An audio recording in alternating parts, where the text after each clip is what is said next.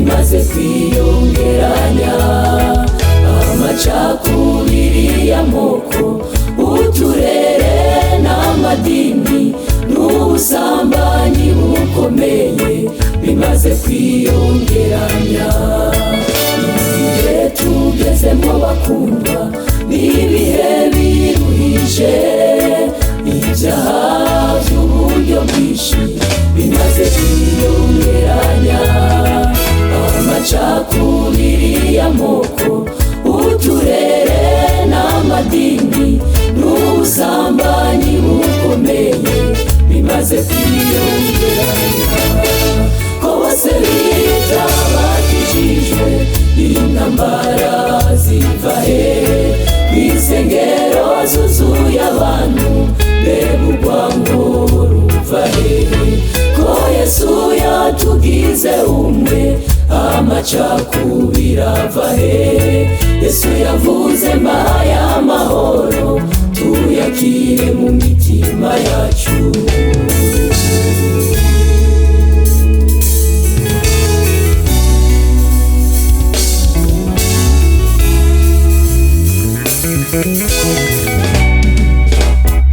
Kandi kibabaje bakundwa, ivyo vyaha ntibiri hanze, ariko biri gukorerwa mu murimo hagati.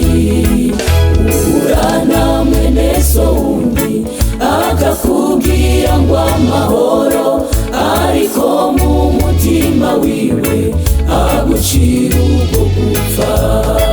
Kandi kibabaje bakundwa, ivyo vyaha ntibiri hanze, ariko biri gukorerwa mu murimo hagati. Uhura mwene so wundi akakubwira ngo amahoro, ariko mu mutima wiwe agucira ubwo gupfa. Ko bose bita bakijijwe, intambara ziva hehe? Kw'isengero zuzuye abantu, mbega urwango ruva hehe? Ko Yesu yatugize umwe, amacakubiri ava hehe? Yesu yavuze mbahaye amahoro, tuyakire mu mitima yacu.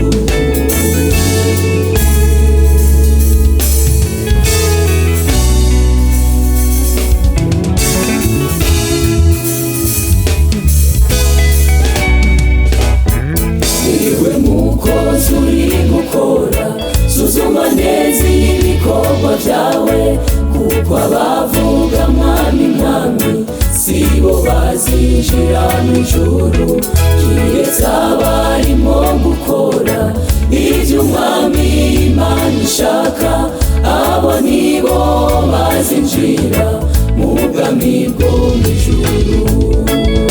Iwe mukozi uri gukora, suzuma neza ibikorwa vyawe, kuko abavuga mwami mwami sibo bazinjira mw'ijuru, kiretse abarimo gukora ivyo umwami Imana ishaka, abo nibo bazinjira mu bwami bwo mw'ijuru.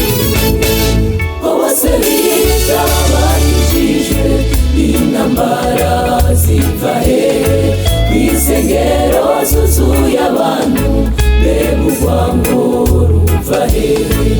Ko Yesu yatugize umwe, amacakubiri ava hehe? Yesu yavuze mbahaye amahoro, tuyakire mu mitima yacu. Ko bose bita bakijijwe, intambara ziva hehe? Kw'isengero zuzuye abantu, mbega urwango ruva hehe? Ko Yesu yatugize umwe, amacakubiri ava hehe? Yesu yavuze mbahaye